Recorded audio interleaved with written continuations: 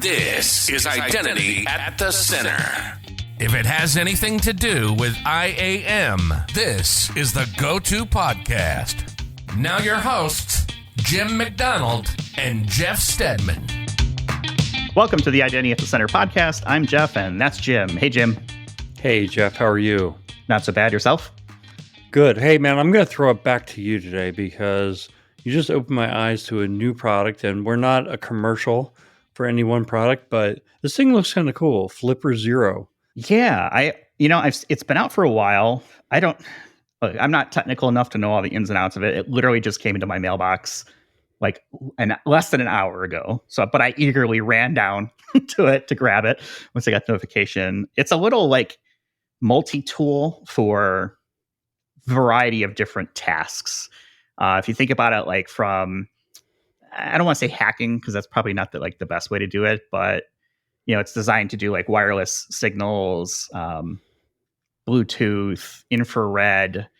It's called Flipper Zero. Don't ask me any more questions about it because I literally just opened it up, but it's been making the news for a little while now. I think it actually got like some sort of like maybe stop shipment into the US or something like that at some point while people are trying to figure out what this thing is, but it's Flipper Zero. I'm just reading for the website. Flipper Zero is a portable multi-tool for pen testers and geeks in a toy-like body. It loves hacking digital stuff, such as radio protocols, access control systems, hardware, and more. Fully open source and customizable. Can kind of extend it a bunch of ways. Got a memory slot, so you can put your memory card in there. So I saw the access control thing. I was like, oh, interesting. Let me see, what this is all about and kind of play around with it and see what interesting things I can get in trouble with, basically. Yeah, well, it looked like a little carry in your pocket buddy for geeks like us. Mm-hmm. And I saw on the webpage, there's like a screen where there's like a little picture of a dolphin head. It reminded me of that toy that kids used to carry around where it was like you had to feed your friend. Oh, was it Tamagotchis or like Neopets or things like that? Yeah. I never had one of those. I think I was like in that generation or age range where it was like after that. And so I was like kind of not right in the right age for that. Yeah. Well, I have mine right now and he's very hungry. So maybe we should get on with the show and I'll feed him and then I'll jump back in. Yeah, that's probably a good idea. We don't want your virtual pet to die. Who knows? Maybe at some point that's like AI. Right? We could talk about AI, but like the virtual assistant type thing.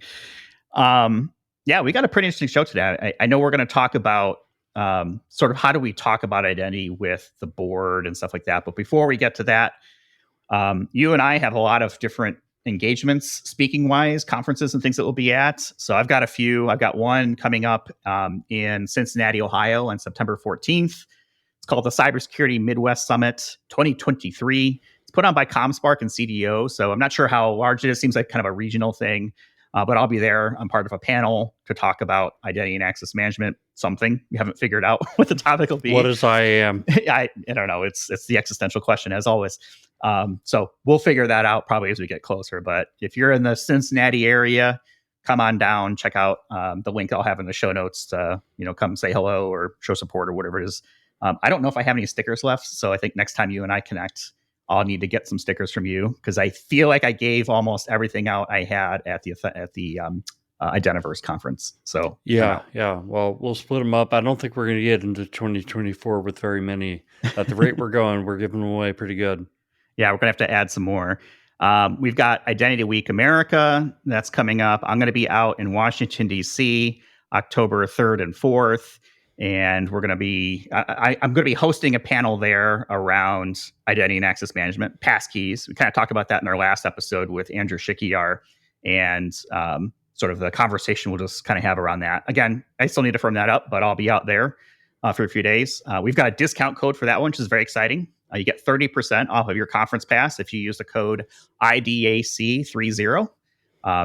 You can hopefully, use that, take advantage of it. It's Washington, D.C., October 3rd and 4th, Identity Week America. I'll have a link in our show notes. And then we've got, you and I will be at the Authenticate conference. We've got a code for that one as well, IDAC15 podcast. That gets you 15% off of your registration. I'm really looking forward to that one. I like it because it feels like, I don't know, more of like a community style event. I don't know if that's right, but It's in Carlsbad, which is just a little bit north of San Diego. It's on a nice resort. There's golf. There's the beaches. That's going to be a lot of fun, I think. And we're part of the keynote type thing. We're going to end up doing something like a live show as part of the festivities there. So that'll be interesting, nerve-wracking, but hopefully people will enjoy it and we put on a good show. It'll be the first keynote that I've been a part of, and I don't have to be as nervous because I'll be up there with you, and we're just doing our thing. We do it every week. So, I mean, what's to get nervous about? I mean, yeah, we talk to, millions of people every week about identity and access management, all around the world and the universe. But there's just something, I think, different about being on stage, the bright lights and, microphones and hearing your own voice amplified, which nobody likes the sound of their own voice. I think we'll have a good time. Hopefully it's entertaining and hopefully, people enjoy it. So that's what I will be cautiously optimistic for. I think we'll do a good job. Yeah. And the other thing is, if you're at that conference, we're going to be recording probably like 6 other podcasts. And the way the room is going to be set up, the idea is that there's going to be able to be live studio audiences for all those episodes. So we have an opportunity to have a lot of fun that week. Yeah, I'd love to have something where we can like engage with people, in addition to our guests and stuff like that, answer questions, stuff like that. So hopefully people are there. Hope check us out. I'm going to make signs that say like applaud, and laugh. Yeah, we have like something that comes down from like the top right and it lights up like when people should be, doing their action like a talk show. Maybe we can set it up like Kramer when on that Seinfeld episode where he had like the couches and things like that. That would be a lot of fun. Yeah, right. He really got into that one.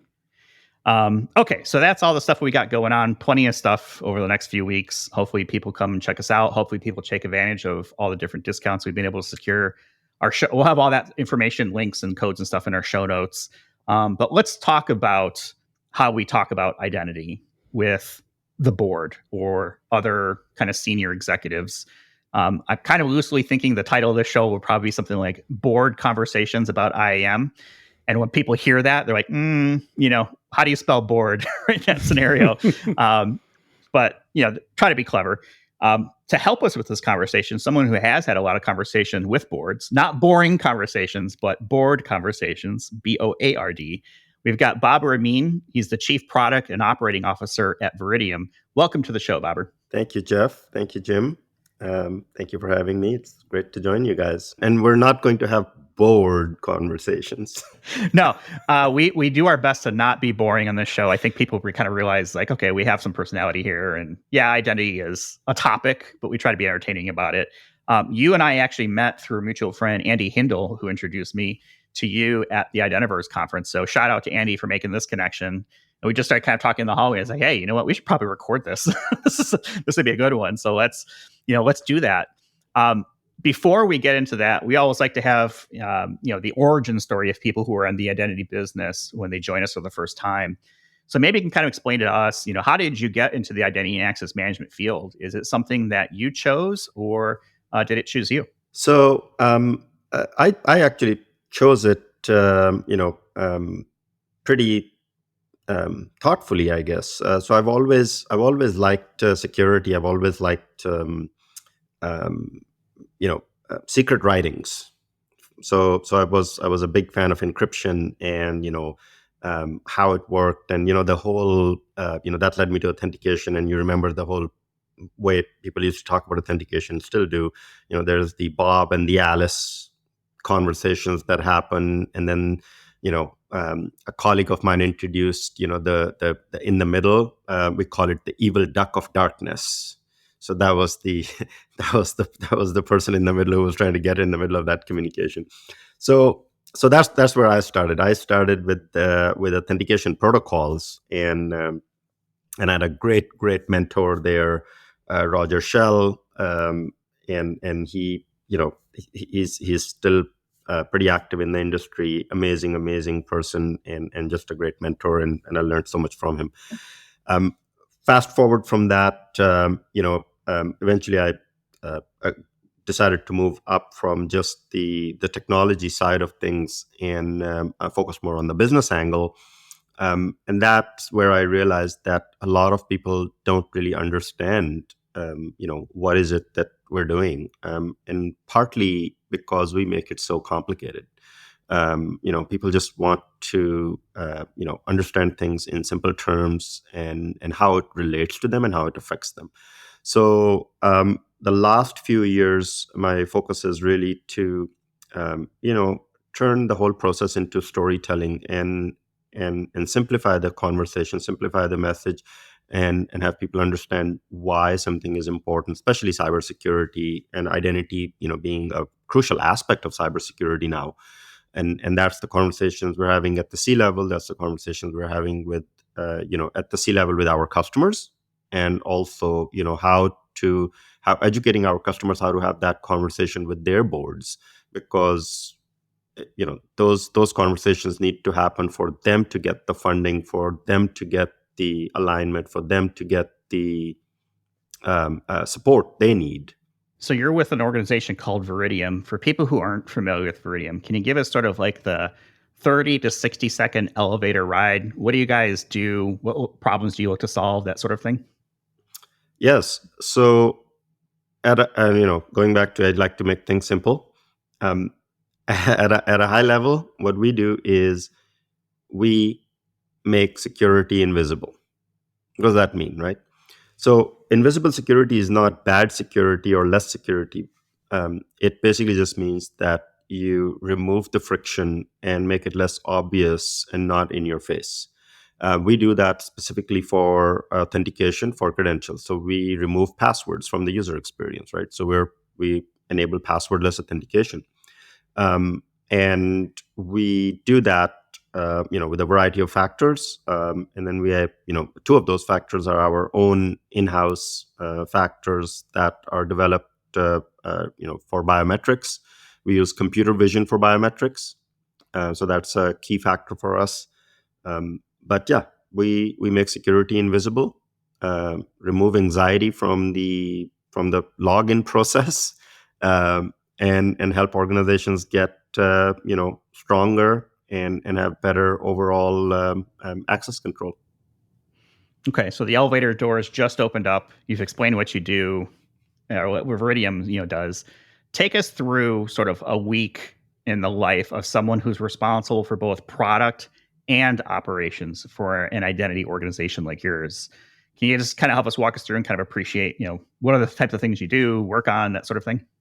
Yeah. So, it is, and you and I were talking about this earlier. It is wearing two different hats. So the product side is really focused on, what is it that we're doing on the product itself? How are we advancing the state of the product? How are we, making sure that we're supporting standards, and we're doing all the integrations with the existing IAM infrastructures that our customers have in their environments, how we're supporting legacy applications, cloud applications. The operational side focuses more on demand generation, marketing, go-to-market, channel development. The other areas that are also touch points for a customer, but they're not directly related to the product. So the overall goal really is to remove the friction from every touch point you have with the customer, right? That means when a customer comes to your website, or when a customer engages with you, or when a customer is trying to buy something, or when you're trying to explain to them, the value of what you're providing to them, when a customer is trying to do procurement, when they're trying to do a renewal, all of those are touch points. And you can have the greatest product experience, but you can have the worst procurement experience, right? We've all seen that in our normal lives. So the operational part of the job is to smooth that aspect out and make sure that the business is able to scale as we grow. And it's interesting to bring up all those facets of it. I think everyone probably has a story of like, oh, this is a great product, but procurement was a real pain, or the sales team wasn't responsive, or whatever it may be, and that can really kill the experience, overall experience, right, with an organization. So it's interesting to hear you talk about that.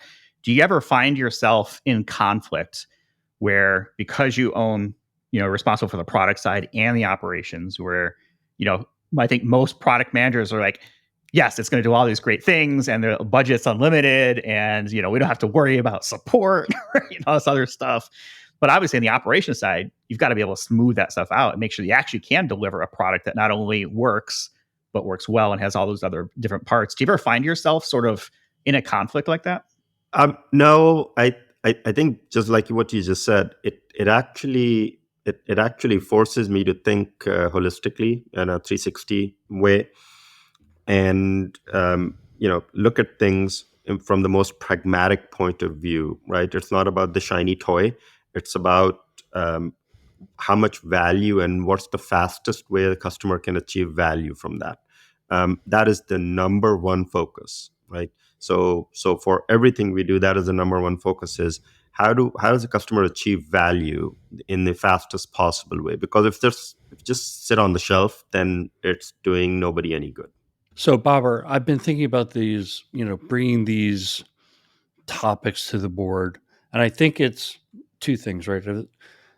Kind of classified as like you're selling an idea, and the second thing is by the time you get to the board, you've already had this conversation, you've already done this presentation a number of times, so now you're refining your story.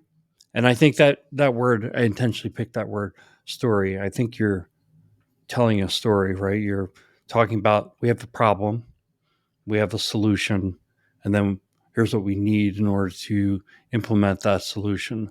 So I guess what I want to do is throw out some of those ideas to see, do you think that's the effective way to approach that board conversation, or do you have some other thoughts that need to be added or in place of that? I think the first thing, and I think Jeff and I spoke about this, the first thing to do is to really make the board understand and educate them, as they don't know what they don't know. In fact, there was a survey, and we'll put a link in there from a Diligent survey as to what directors think, and they ranked different things that a board member is concerned about, and board members in that survey ranked cybersecurity, which identity and access is a critical part of, as the most challenging issue to oversee. Right? This came ahead of digital transformation. This came ahead of innovation, capital allocation. And why is that? Right? So that becomes really the biggest issue, because most people don't really understand what that means. And I frankly, I blame our profession for not doing a good job in explaining that. We use too many acronyms. I've had conversations where it's like the whole sentence is full of 3-letter acronyms with a preposition thrown in there just so it sounds like a sentence. So really, it's educating the board on cybersecurity, on identity and access, right? So first of all, you have to explain to them, and by the way, a good way to do that is board decks. Board decks are always provided upfront to the board, and it's a great place for them to get educated on, with a lot of material and data they can read up on beforehand, so that they come to the conversation more prepared, and they're not feeling on the spot asking questions that they don't want to ask, or you're being put on the spot either.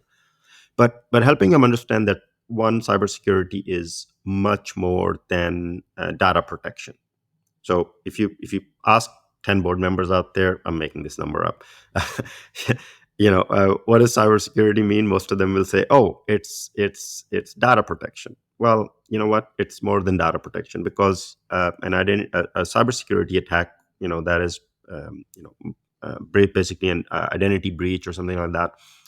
It can be way more than data extraction, right? It can affect your supply chain. If it affects your supply chain, it affects your ability to deliver product. And if it that is going to your bottom line immediately, right? So if you can't deliver product, you can't sell thing, you can't make revenue, your customers will go to somebody else. Your customers will find an alternate product. The other aspect is what happens, from a reputation damage and a business disruption perspective. So again, talking in the language of business becomes really, really important, right? Does your board understand what are the different disclosure acts? Because each disclosure act for your industry is going to cost X amount of time, effort, and money to process that and to make that happen. So what is happening, right? You don't have a set of people sitting there that are doing nothing, waiting for a disclosure act or a disclosure to happen so that they can do their job. These are the same people who have a 9 to 5 job, and now you're asking them to prepare information because there was a breach and you have to do some disclosure. So it's taking away from somebody else. Does that make sense, Jim? Is that what you're hearing also? Yeah, absolutely. I think one thing that a trap people fall into is they look at these board of director meetings where they're going to get up and speak about a topic, something like identity access management, which could be tremendously technical, or like you said, you could tie it to the business speak, but all the business outcomes. And rather than thinking of it in terms of I'm here to make this understandable and to inform people, they think of it as this is my opportunity to show that I'm the right guy for the job. I really understand this issue. That is the wrong way to look at something like that.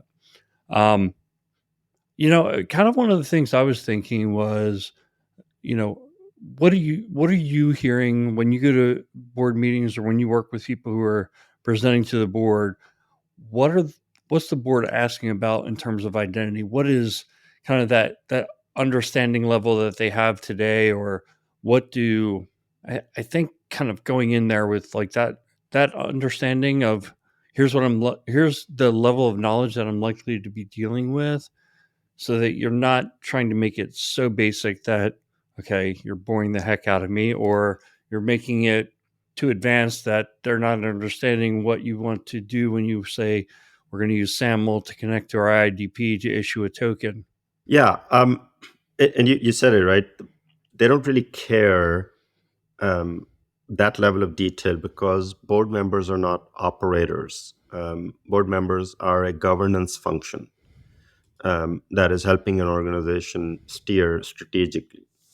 So for board members, it is more important to understand how cybersecurity, identity, and access affect the organization at a global or at a company wide, at an organizational level.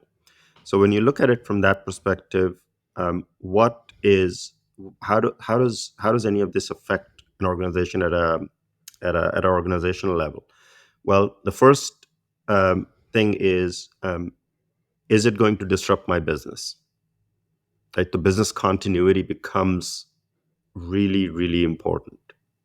Right, it doesn't matter if you're using, tool A, tool B, or tool C.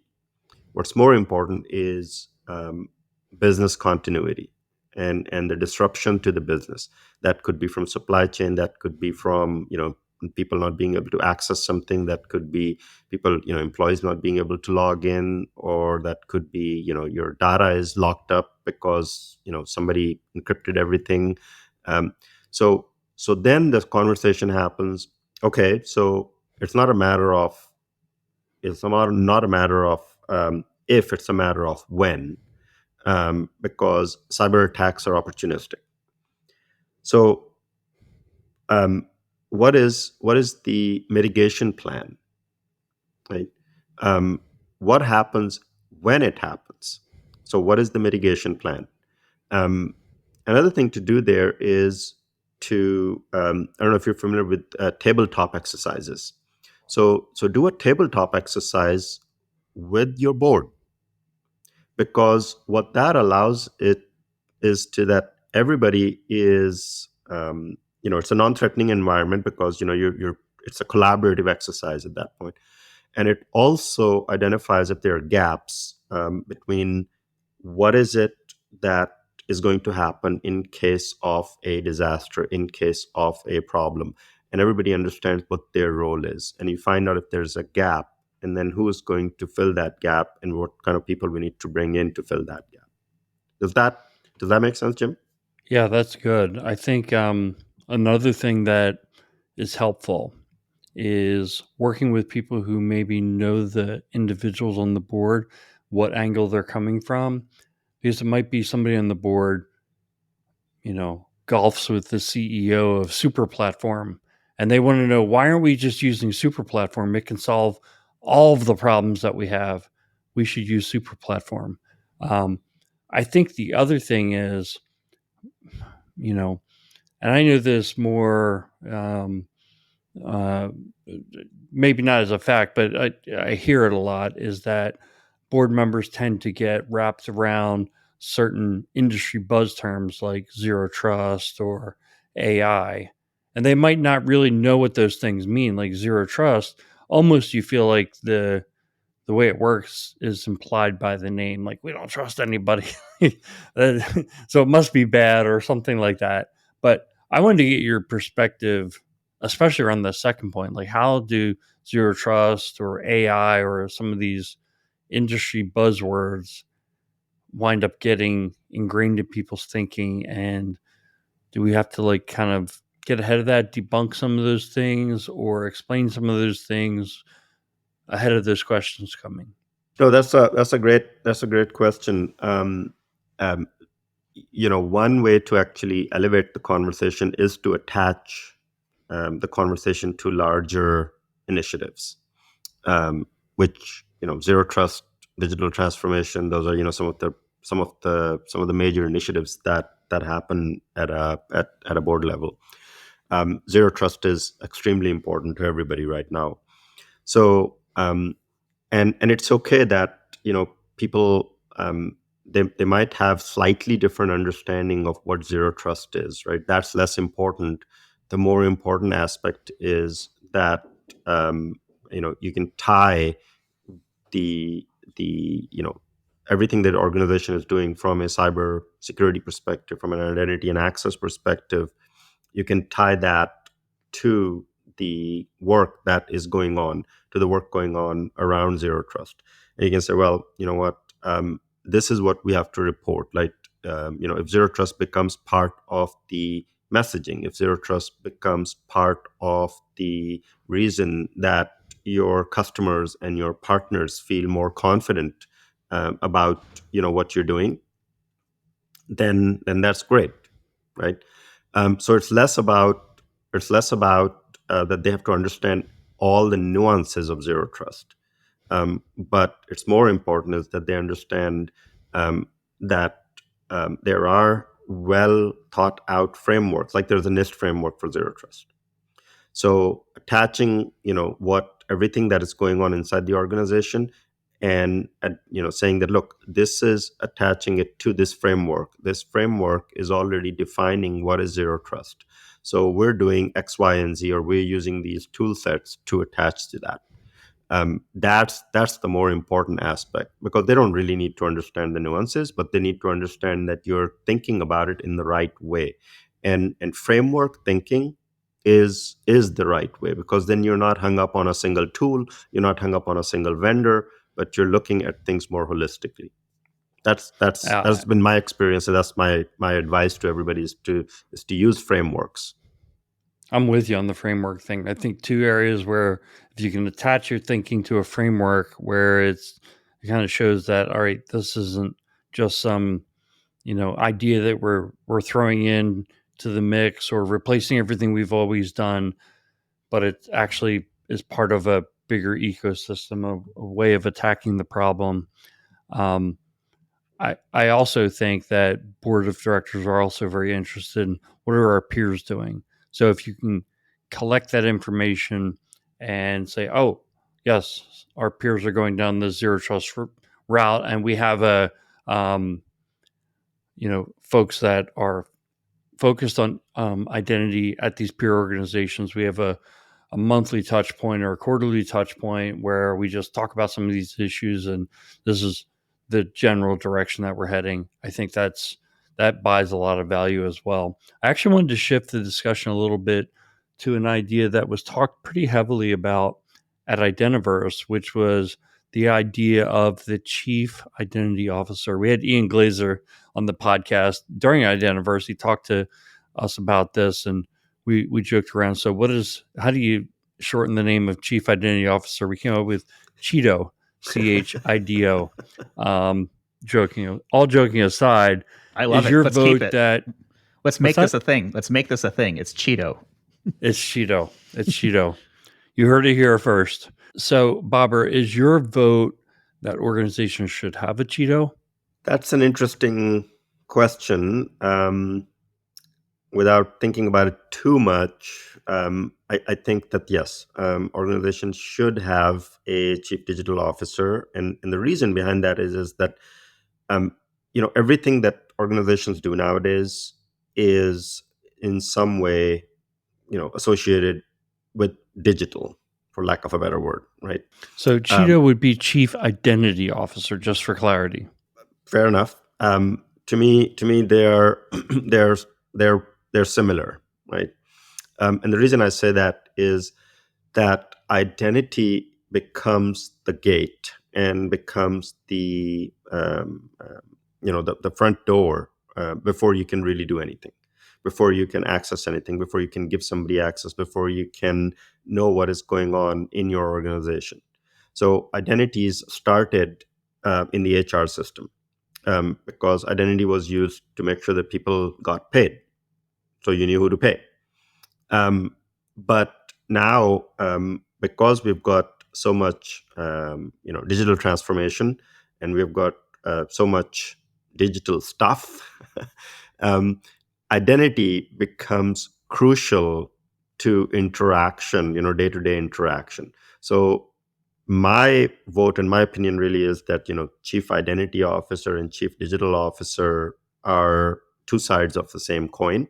Obviously, the digital officer has slightly more responsibility, but they are two sides of the same coin. I don't think you can have a chief digital officer without understanding identity, and I don't think a chief identity officer without how this is going to affect the rest of the organization, which is more and more digital, is also not going to be very useful. Yeah, I mean, heck, we call it identity at the center for a reason. So to kind of close this conversation out around communicating to the board, I think the most nervous you get when you're going to speak to the board is the first time. So what are your tips for that individual who's getting ready to do their first time in front of the board? Yeah, so I'll come down to really the basics. The board, first of all, is there to help the organization. So, the more information they have, the better they can help, and the better they can help make that decision. Now, knowing that, and knowing that the board is there for governance and not day-to-day operations, that's important also, because that's how you frame the conversation and frame the information to them. So what does the board care about, right? That's important. So you have to frame the conversation in those terms. And that comes down to, risk assessment. What are you going to do if there is an incident? How are you going to respond to it? What kind of measures you're going to put to protect me from an incident? And then, that can go, break down into, how is this affecting my supply chain? How is this affecting, and supply chain can go to vendor management. How is this, affecting employees? Because if you start putting too much friction on the employees, then that creates, people, find ways around things. We've all seen that. And then, what is the investment that you're going to need? And how is that investment going to, give me a payback? Right? So that's what the board is really caring about. because if you go in there and you say, hey, the sky is falling, the sky is falling, the sky is falling, I need $20 million to make sure I shore it up. And then you say, well, yeah, it's shored up, but now the other part of the sky is falling. It's reactionary, right? It's not proactive. So the best advice I have for that is that you provide upfront information, lots of information, and so that's the education aspect. But then tie what you're trying to achieve there. Why is cybersecurity important? Why is identity and access important? Tie that to the business and business continuity, increasing the top line, increasing the bottom line, customer satisfaction, making sure that you're going to pass your audit, make sure that you're going to be, pass your regulatory requirements. That's how you have that conversation. I think it's helpful too that when we're having those conversations is that hopefully it's not the first time people are hearing it, everyone in the room. If you can, brief somebody ahead of time, somebody be aware of that and kind of bounce things off of, whether it's, a member of the board itself or maybe somebody at the C-suite. I find it helpful to have already talked about it and have an ally going in to the conversation, at least that understands sort of what the direction is, rather than just walking into, this, I imagine like, the cold corporate boardroom, right? It's all steel and glass and, frowny faces. And, it's a difficult spot to walk in cold right off the street, right? Without any sort of relationship ahead of time, or at least prep. And I think that's where the board deck comes into play as well. Sending pre-read information is always helpful, right? They'll probably come better armed with questions and things like that. I imagine one of the things that comes up is around cyber insurance, because it's getting more and more expensive. The questionnaires that are coming out are far more comprehensive than they have been in the past. It used to be, oh, do you have MFA? Check the box, right? Now it's, do you have MFA? What kind of MFA? What are your rule sets? Who's using it, right? They've gone into a lot more detail. And I think we're starting to see things more around like privileged access management starting to make its way into those sort of questionnaires. What are boards and other C-suite type executives asking about this, and how the organization is going to be able to, retain those insurances or things like that? And I guess maybe even more importantly, what are they actually doing about it? Yeah, so there's a couple of things happening there. You're absolutely correct that cyber insurance companies and reinsurance companies are asking the question, hey, what are your, what steps do you have put in place, right? And some of those steps are just simple blocking and tackling. One of, you mentioned questions changing. So one of the questions that used to be asked was, do you have a password manager in place? And if you replied yes to that question, that was considered good. Now, the same question is being asked, but if you reply yes to it, that's considered a point against you, right? Because if you have a password manager in place, that means that you don't have a federated single sign-on.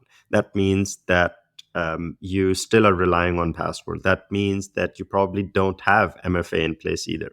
So there's a lot of implications, from that perspective. And passwords, as we all know, are the most phishable credential out there. So that is extremely important for the board to understand that, hey, if I need to continue getting cyber insurance, sometimes your underwriters will actually stop underwriting. Or try to manage my premiums. What are the things I need to do? What are the things the organization needs to do? And some of those things are that you put the right cybersecurity policies in place and the tools in place. And it's not just getting the tools in place, but also the practices in place, right? Because you can have a tool in place, but if nobody's using that tool, then it's not useful. It's not really helping. And this is where cyber insurance companies and their questionnaires are becoming more detailed. So they're not just asking, hey, do you have this? They're asking how you are implementing it and what is your processes and procedures around this? right? A certain aspect, and a board plays a larger role in that, because most boards are involved in if you have to pay ransomware, for example.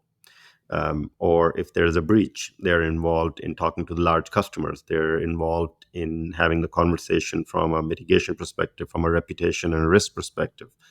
Another angle there is that, or another thing that is happening is board members could personally be targeted, for from a cyber incident perspective, because they have access to a lot more information. So business email compromise, targets C-suite. They also target boards. So making sure that your board understands, hey, these things are not just happening. This is not just a vague or a hypothetical situation, but this is actually real, and it's affecting me. And especially when it comes to cyber insurance, as you're talking about, Jeff, this is affecting the bottom line. This is affecting business continuity. Because if it is possible that without cyber insurance, you might not be able to continue your business and continue your operations. You might not be able to pay your ransomware. So this is affecting continuity and operations of a business, and the ability for that business to survive when something happens. Yeah, I think nobody wants to get breached. The insurance is there, hopefully, as a backstop, but it's getting harder and harder. And I think people, because the pricing, look, insurance companies don't want to pay this, right? So they're doing their part to make sure that organizations are doing their part from a security standpoint as best as they can. And you don't want to be in a position where you're uninsurable. It's not a great spot to be in. Bobber, this has been a great conversation. I want to start to kind of wrap things up, but I'm curious, where do you see AI just taking the identity space overall? I think, so I'm pretty excited about AI. It is going to be extremely helpful in everything from discovery to forensic analyses to mitigating attacks that we might not have even thought of, because the first thing it can do is to figure out where everything is, like where's your data. Right now, organizations spend a lot of time, effort, manpower, resources, money to identify where everything is, who has access to what, and they do that over and over and over and over again, right? I mean, they have to provide that for audit reasons. They have to provide that maybe to their cyber insurance companies. AI can definitely help from that perspective. So discovery is a very important aspect of that. The other aspect around AI is the being able to query and being able to surface information using natural language. Up to this point, you've seen, like, when we create policy creation is not for the faint of heart. And sometimes, when different organizations, when you distribute policy creation, one of the problems organizations run into is the policies might be interfering with each other or canceling each other, right? These are security policies I'm talking about, and identity and access policies.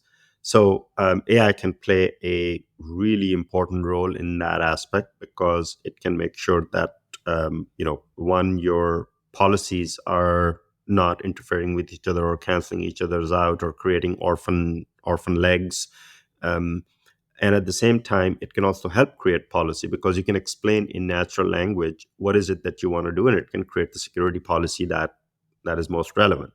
So that allows you to take that whole process closest to the business, that the application owner, the business owner, the person who is taking the product to the market or trying to do something, they can make that policy by explaining in simple English terms, simple language, natural language, what is it that they're trying to achieve, and the policy can be done automatically.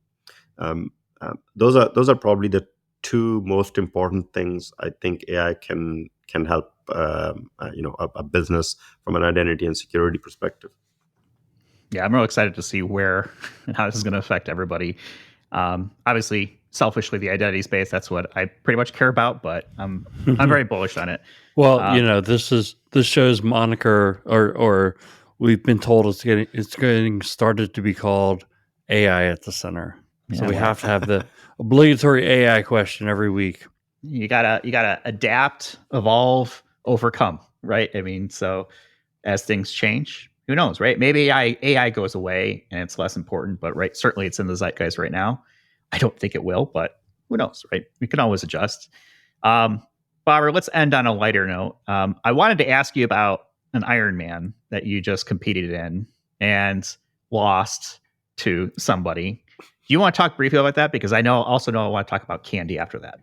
Well, I wouldn't say lost. Hey, I'm just impressed that you actually did it. We were talking about this, and I think explain Ironman, because I started asking about what are the different fractions of Ironman, and how can I watch them? Not necessarily participate, watch. Yeah. So Ironman is really a brand for a triathlon. We just did the Ironman 70.3 in Oregon. It's a beautiful venue. I encourage everybody to do that one. Amazing, Salem, Oregon, amazing town, amazing people, and an amazing venue. So the three legs of a triathlon are, swimming, biking, and running, and they always do it in that order because you don't want to do the swim when you're really tired. The prospect of drowning increases as you get tired. So they always start with the most dangerous aspect first. So start with the swim, then you do the bike, then you do the run, because when you fall over when you're running, it's much closer to the ground than even from a bike. So 70.3 is what used to be called half iron. And that means a 1.2 mile swim, 56 mile bike ride, and then a 13.1 mile run, which is half a marathon. And that's what we just did in Oregon. And yes, I was behind considerably, like an hour and a half behind my partner. But she deserved it. Because she actually focused on the training, and I kind of goofed off a lot. So the results spoke for how we trained for it. All right. Well, like I said, I'm impressed that you even got out there and did it. I certainly should not be involved with any of that right now. I would probably die of a heart attack like 30 seconds in. I want to talk about. You should try it, Jeff. I start with the sprint and the Olympics length triathlons, right? Don't jump into the Ironman. But you'd be amazed. You'd be amazed of the support, the community, the fellow athletes, and the feeling of accomplishment, right? As you go through that finish line, it is absolutely amazing, right? You're thankful for being able to do those things, right? We don't think about those things normally, but when you do all those things and you're able to do that, you're like, you know what? Yeah, the universe is helping me. I find sports like running and lifting weights boring for me because I like competition and team sports. So like I'll play basketball all day long, like literally all day long, if I could. It's just something about like running. I find it boring. It just doesn't like mentally stimulate me. But like I said, I'll play basketball, football, stuff like that, all the time.